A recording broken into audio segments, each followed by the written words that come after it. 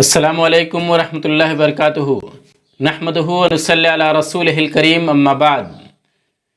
محترم سامعین، ناظرین، آج کا میرا درس ہے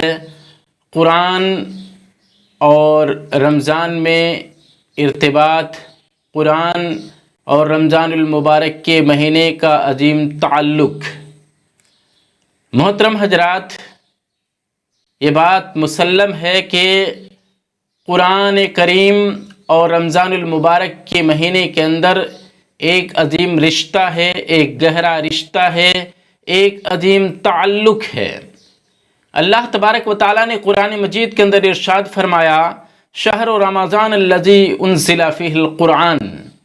کہ رمضان المبارک کا مہینہ وہ ہے جس میں قرآن کا نزول ہوا۔ اس آیت سے ہم کو پتہ چلتا ہے کہ رمضان المبارک کے مہینے کے اندر اور قرآن میں ایک گہرا رشتہ ہے، ایک گہرا تعلق ہے، عظیم ارتباط ہے، اور دونوں میں جو ارتباط ہیں، دونوں کے جو تعلقات ہیں اور دونوں میں جو عظیم اور گہرے رشتے ہیں، اس کے کئی وجوہات ہیں۔ پہلی وجہ جو ہے وہ یہ ہے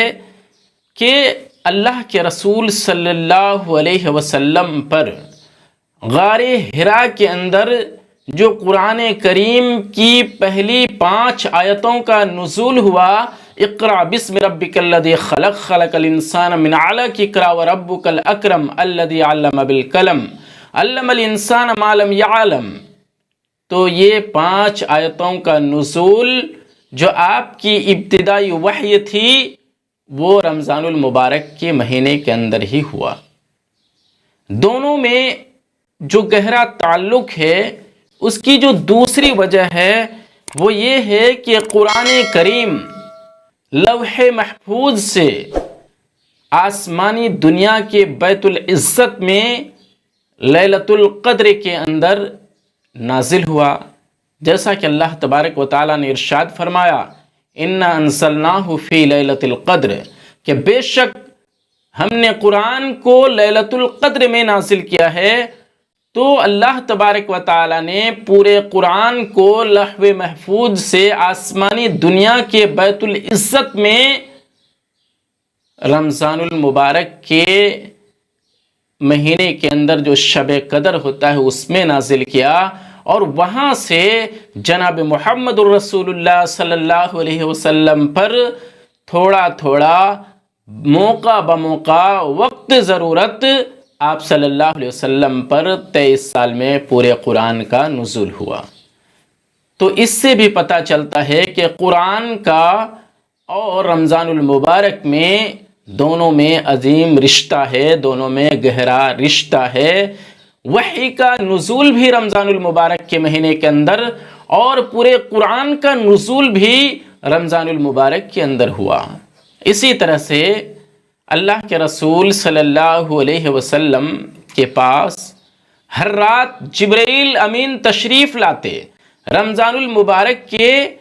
مہینے میں ہر رات جبرائیل امین جناب محمد الرسول اللہ صلی اللہ علیہ وسلم کے پاس تشریف لاتے۔ حدیث شریف میں ہے کہ اللہ کے رسول صلی اللہ علیہ وسلم لوگوں میں سب سے زیادہ سخی تھے، اور آپ صلی اللہ علیہ وسلم کی سخاوت، آپ کی فیاضی رمضان المبارک کے مہینے کے اندر اس وقت اور بڑھ جاتی جب جبرائیل امین آپ صلی اللہ علیہ وسلم کے پاس تشریف لاتے، اور جبرائیل امین اللہ کے رسول صلی اللہ علیہ وسلم کے پاس رمضان المبارک کے مہینے میں ہر رات تشریف لاتے، اور جبرائیل امین جناب محمد الرسول اللہ صلی اللہ علیہ وسلم کے ساتھ قرآن کا دور فرماتے، اور اس وقت اللہ کے رسول صلی اللہ علیہ وسلم کی سخاوت تیز تند ہوا سے زیادہ بڑھ جاتی۔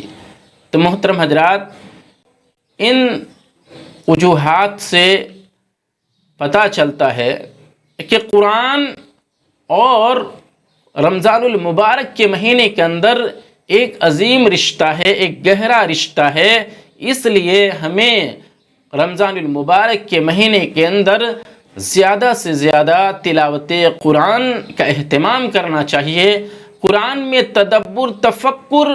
اور اس میں غور و فکر کرنا چاہیے۔ محترم حضرات، اسی طرح سے قرآن کا نزول بھی رمضان المبارک کے مہینے میں ہوا، اور ایک طرف اللہ تبارک و تعالیٰ نے قرآن کے 30 پارے رمضان المبارک کے مہینے کے اندر اس امت کو عطا کیا، وہیں اسی مہینے کے اندر اللہ تبارک و تعالیٰ نے 30 روزے اس امت کو دیے۔ یہ ایک عجیب اتفاق ہے۔ اسی طرح سے آئیے دیکھتے ہیں کہ قرآن اور رمضان المبارک کے مہینے کے اندر جو ایک گہرا ربط ہے، اس کی عظیم مثال، اس کی بہت بڑی مثال یہ بھی ہے، اللہ کے رسول صلی اللہ علیہ وسلم نے ارشاد فرمایا کہ کل قیامت کے دن قرآن اور روزہ بندے کے لیے سفارش کریں گے۔ رمضان روزہ اللہ تبارک و تعالیٰ سے کہے گا کہ اللہ تبارک و تعالیٰ اس بندے کے حق میں میری سفارش قبول کر لیجئے، میں نے اس کو کھانے پینے اور شہوت سے روک دیا تھا۔ اور اسی طرح سے قرآن کہے گا کہ اللہ تبارک و تعالیٰ میری سفارش اس بندے کے حق میں کر لیجئے، کیونکہ میں نے اس کو رات میں سونے سے منع کر دیا تھا، میں نے سونے سے اس کو روک دیا تھا، میری تلاوت میں یہ غرق تھا، میری تلاوت میں یہ منہمک تھا، اس لیے اللہ تبارک و تعالیٰ یہ بندہ میری تلاوت کرتا تھا اور میری وجہ سے اس نے رات کو سونا چھوڑ دیا تھا، لہذا اس بندے کے حق میں میری سفارش کو قبول کر لیجئے۔ تو اللہ تبارک و تعالیٰ قرآن کی سفارش کو اور اسی طرح سے روزہ کی سفارش کو بندے کے حق میں قبول فرمائے گا۔ تو محترم حضرات، پتہ چلا کہ قیامت کے دن قرآن اور رمضان المبارک، یہ دونوں قرآن اور روزے، یہ دونوں ایک بندے کے حق میں سفارش کریں گے اور اللہ تبارک و تعالیٰ اس کی سفارش کو قبول فرمائے گا۔ تو محترم حضرات، ان تمام دلائل سے ہم کو اس بات کا علم ہوا کہ رمضان المبارک کے مہینے کے اندر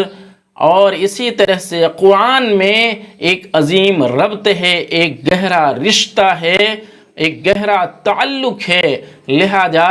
ہم کو اس ماہ رمضان المبارک کے مہینے میں عبادات کے ساتھ ساتھ زیادہ سے زیادہ قرآن کریم کی تلاوت کرنی چاہیے،